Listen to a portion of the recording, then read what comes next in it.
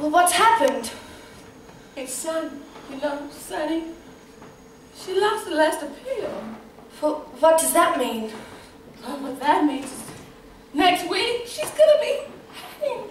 And then we're all gonna be retried. Even you, Mama? Definitely me. Oh, God, Mama. I don't even stand a chance now. Don't you worry. You've got Billy. I guarantee you, he's the best.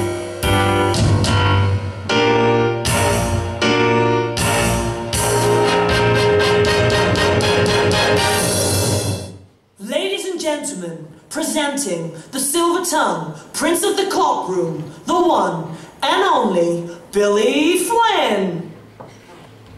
What is it that makes me so good at what I do? My clothes? My good looks? Or is it just the known fact that I'm the best lawyer there is? I was brought up well. Good education.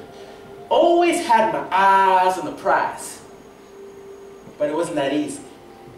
I had to sacrifice my childhood to be where I am now.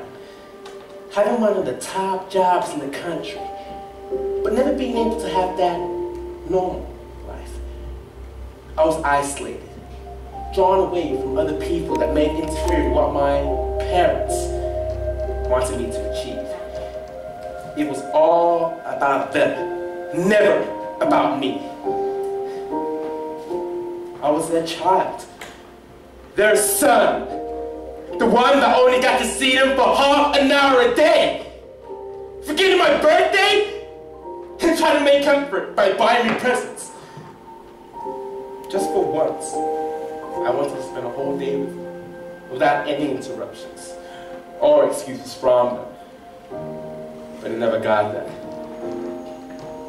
They both died in a car crash, so people say. I was only 10 and had to go and live with my grandparents. Rich bastards. Didn't give a flying fuck about anyone else except themselves. Maybe that's why I am who I am now. Because now, all I love is money. Wealth. That's the first thing I had drilled into my head since the day I could breathe. You'll be a lawyer. The best, just like Mom and Dad. But for me, it's definitely the money. Money. Money. Money. Money. Money. Money. Don't you feel the rush that runs through your veins, making you want to scream out? I am surprised why the press hasn't even caught on, so I only do cases that offer big money. Stupid critics. Always making a story out of shit. Oh, excuse me. My grandfather was half Irish. My clients, mostly women, always think that I'm interested in them and their case. But I'm not. They're measly porn in the chest tape, giving me a load of money to get their freedom. But hey, we're not all perfect. Even I know that. So I don't win every case, but I sure try my damn hardest to convince the judge to get the correct verdict for my client, even if they are guilty for the crime they committed. So you can't really say I'm a bad person, I'm just smart.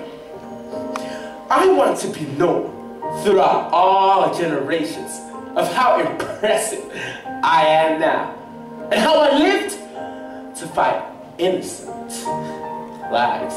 So these women should be grateful for what I do for them, if they know for what price. Billy Flynn does it again. This guy is on fire, winning every case since last year. Typical. And now, the trial of Miss Susan Eubanks. Okay, so I did it. But I wasn't myself. It was as if someone or something had taken over my mind and body. Yeah, we were drinking and taking Valium, but it had never affected me this way before. I don't know what I was thinking. People don't realize that I do love my kids. They're my beautiful boys. But I hate their fathers. I knew they were planning to take them away from me. They didn't even stick around long enough to get to know them. They didn't deserve to have my boys. I was the one that watched them grow. I wanted us to be together. Forever. Me and my babies. Every day I got to look at their handsome little faces. But I saw a piece of their father in all of them. Especially Brandon. Eric and John went up worthy to be called fathers. I sacrificed my life for those boys, and if I couldn't have them, no one could. I just can't quite figure it out. I'm a good woman, but evidently not good enough for them. That's why I had to do it. I had to make them suffer like I did. Have the ones they love just leave them like they did to me. That day, after Reed left, I cried a little, but then I decided I was not going to sit and cry over another worthless man. So I went into the bedroom and grabbed his pistol. I didn't know what I was going to do with it, but whatever it was, I hoped it would make me feel better. When I walked into the lounge, I saw Brendan sitting there, slumped down in front of the television, feet upon the coffee table, left arm resting on the sofa, eating potato chips. It was as if I was watching his father make that mess all over again. I lost control. I began to breathe heavy. It was almost automatic. I raised my arm and aimed it at his head.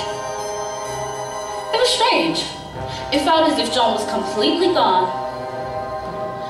As I made my way to the bedroom, I thought to myself, why stop there? As the door swung back, I saw those boys playing on the bed so sweetly, and my heart melted. But then I thought about Eric. He gave me these beautiful kids, and he just left.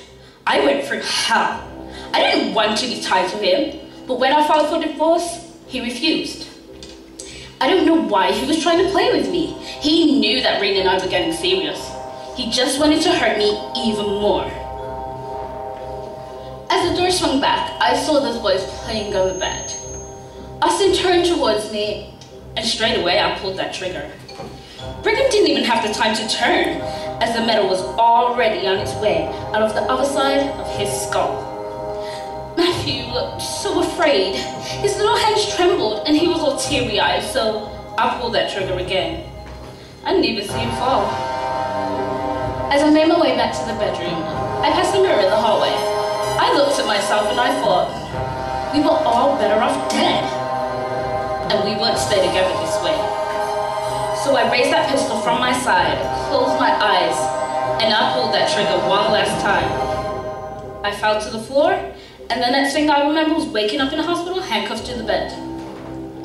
You know, sometimes I really do miss my boys. But then John and Eric come to mind, and that pain becomes more bearable. To think that they now know how it feels to have your heart torn out. To know that they have to relive that pain every day for the rest of their lives definitely makes it worth it.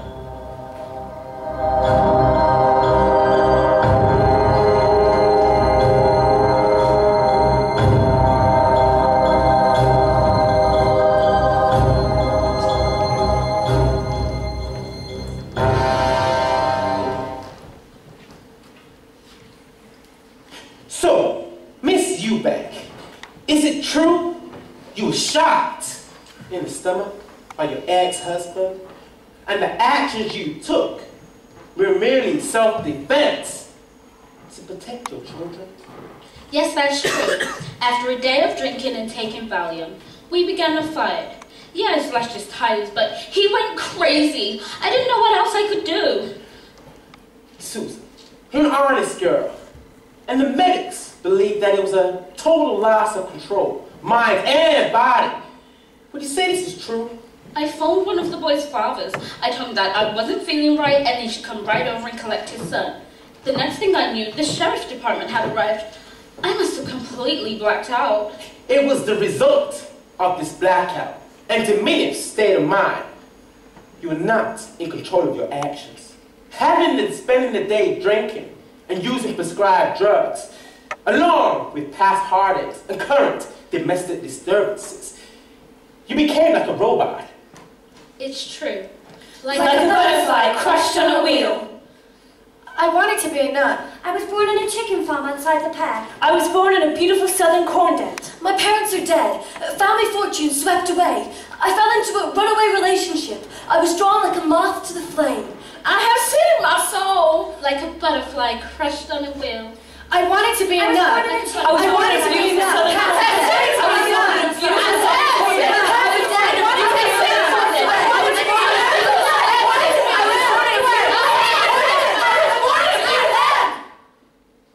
Like a butterfly crushed on a wheel.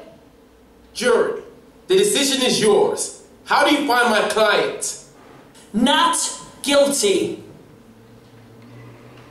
He had it coming, he only had himself to blame.